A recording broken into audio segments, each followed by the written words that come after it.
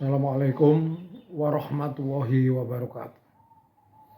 Selamat berjumpa kembali dengan channel Husnul Mufid. Kali ini akan membahas topik tentang pemecatan Kiai Haji Marzuki Mustamar, Ketua PWNU Jawa Timur oleh PBNU Jakarta.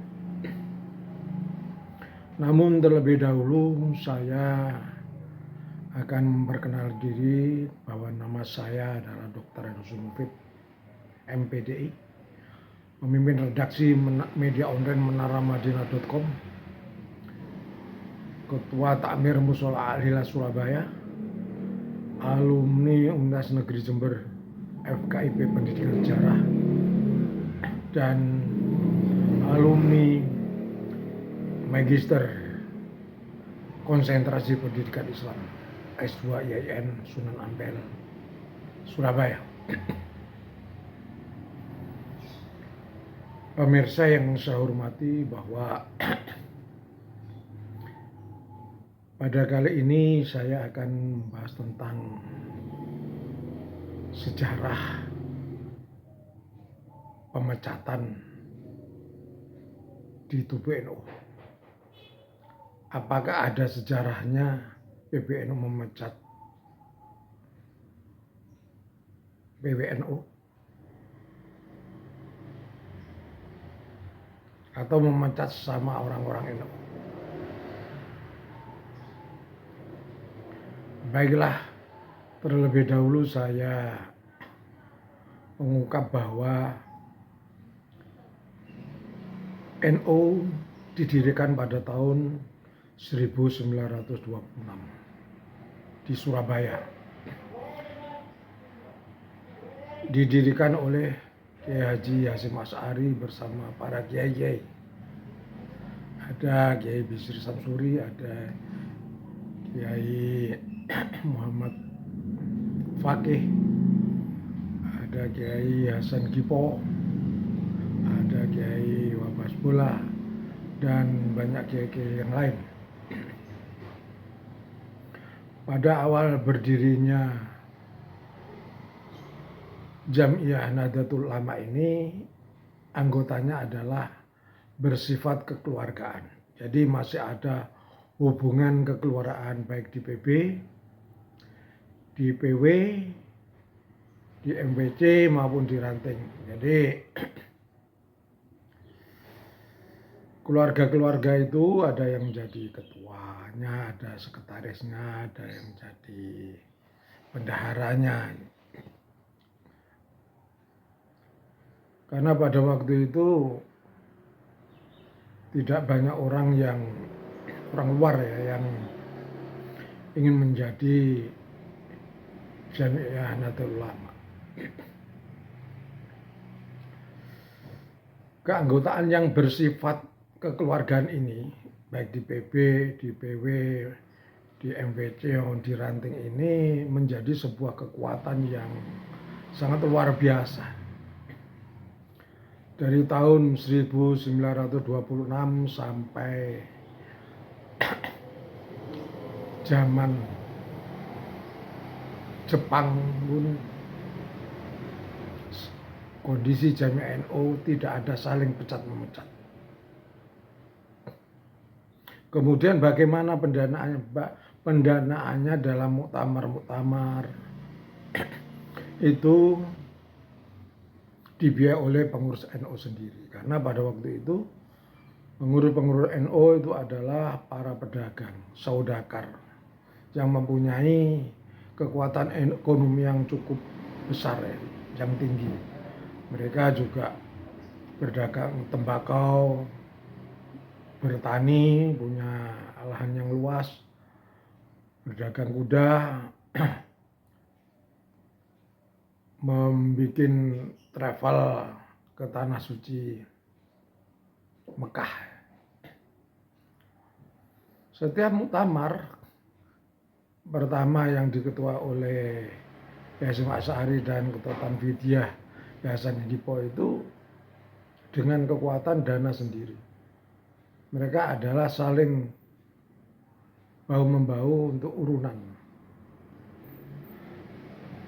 Sementara dari pihak Belanda tidak diterima.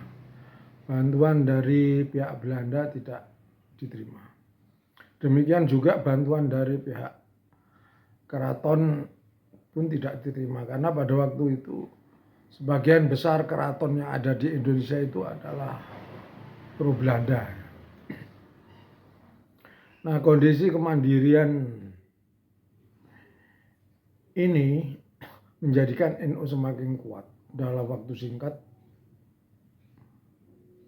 penyebarannya bukan hanya di Surabaya, kemudian seluruh Jawa Timur, Jawa Barat, Jakarta, Jawa Tengah, Kalimantan, Sulawesi, NTB, dan Sumatera. Begitu cepatnya. Tapi itu masih dalam koridor pengurusnya dari keluarga. Hal ini sampai dengan pada zaman Jepang. Dalam kondisi ekonomi zaman Belanda yang carut marut, Belanda banyak utang, juga Jepang juga, kondisi pada zaman Jepang juga carut marut. Tetapi pengurus-pengurus NU ini, baik di tingkat PB hingga ranting ini, mempunyai kekuatan ekonomi yang kuat, sehingga tidak menggantungkan diri kepada sumbangan kepada pemerintah Belanda, pemerintah Jepang, maupun orang-orang kaya. Inilah kelebihan pada zaman awal berdirinya. Dan mereka berjuang demi NU karena keikhlasan. Demikian juga pada memasuki era kemerdekaan pada zaman Presiden Soekarno. Pengurus NU semakin kuat, semakin melebarkan sayapnya, bukan hanya di kota tapi di provinsi sampai ke desa-desa. Gerakannya begitu luas. Dan semakin lama semakin banyak jamiah NU. Dan tidak ada perebutan. Pada zaman Presiden Soekarno tidak ada perebutan kekuasaan untuk ingin jadi pengurus NU, enggak ada. Malah selama jadi pengurus NU itu baik, ya tetap jadi pengurus NU. Jadi tidak ada pergantian seperti saat ini ya. Saat ini kan banyak orang yang jadi pengurus NU. Pada zaman Presiden Soekarno ini kondisinya NU semakin kuat. Tapi oleh orang-orang Masyumi itu diejek bahwa orang-orang NU hanya bisa menjadi penabuh beduk gitu. Nah, dari sini akhirnya orang pengurus NU marah. Maka keluarlah dari Masyumi itu. Dipimpin oleh Kiai Haji Idham Khalid. Kondisi ini menjadikan NU semakin kuat. Terbukti pada pemilu 1955 masuk dalam lingkaran 4 besar, yaitu PNI, Masyumi, NU, dan PKI. Ini menunjukkan bahwa betapa dahsyatnya perkembangan NU dalam waktu singkat sangat besar dan tidak ada pemecatan. Nah, pada masa tahun 1955 ini jamiah NU yang asal mulanya bergerak dalam bidang sosial keagamaan kemudian bergerak dalam bidang politik, mendirikan partai NU karena memang zamannya seperti itu. Dan tidak ada pemecatan, sangat kompak sekali. Dari antara kiai dan kiai itu sama tabayun, meskipun ada perbedaan, sama tawaduknya, sehingga kondisi ekonomi orang-orang pengurus NU kuat. Kegiatan muktamar pun dibiayai sendiri, tidak minta ke Presiden Soekarno. Kemudian memasuki era Presiden Soeharto, NU dalam posisi oposisi. Jadi orang NU ini dalam posisi oposisi, tidak mau dibantu oleh Presiden Soeharto. Malah di P3 itu ya NU keluar dari P3. Bahkan Presiden Soeharto waktu itu mencoba memecah NU dalam muktamar di Jawa Barat itu antara Gus Dur dan Abu Hasan itu, ternyata Presiden Soekarno tidak bisa. Dan pada saat Presiden Soeharto berkuasa tidak ada pemecatan. Ini memang menunjukkan tradisi-tradisi atau budaya NU itu sangat kuat. Beda pendapat tidak terjadi pemecatan. Karena budaya sama pemikirannya sangat kuat. Hingga tumbanglah Presiden Soeharto 1998. Posisi NU ya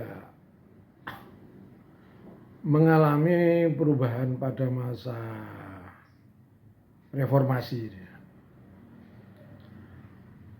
Jadi posisi NU itu sebagai jami NU, kemudian NU itu melahirkan PKB, dan tetap di tubuh NU tidak ada pemecatan. Yang ada pemecatan itu di tubuh PKB pada masa reformasi.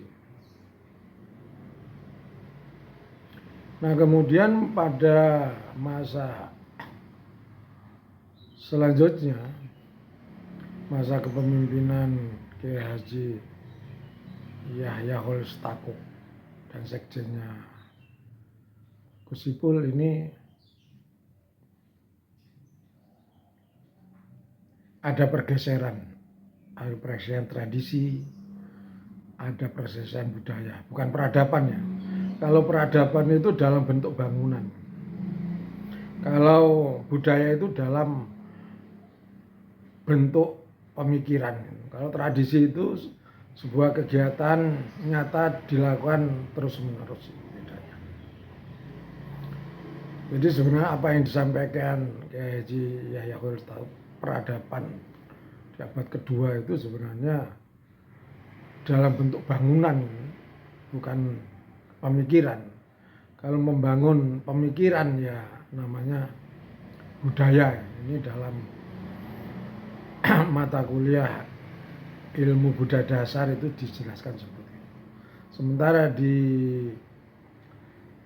mata kuliah sejarah itu ya namanya peradaban ini dalam bentuk bangunan benteng, bangunan istana, bangunan gedung DPR, MPR, senjata, itu namanya peradaban. Nah, pada masa Kiai Haji Yahya Kholil Stakuf dan Gus Ipul ini terjadi pergantian. Yang pertama diawali Ketua Lakpesdam Kiai Haji Ulil Absar Abdallah diganti oleh Erick Thohir. Ini tidak ada masalah, hanya gejolak kecil saja.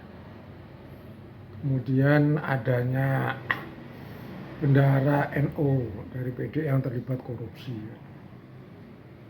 Sebenarnya yang harus bendahara ya para kiai, paling tidak Gus Baha itu, orang-orang yang ahli agama, bukan politisi yang masalah. Akhirnya ya seperti ini jadinya, terjadi korupsi bendahara NU. Kemudian yang terbaru ini mencuat sehingga terjadi gonjang-ganjing di PWNU Jatim, ini terjadinya pemecatan atau pemberhentian dari PBNU terhadap Kiai Haji Dr. Marzuki Mustamar.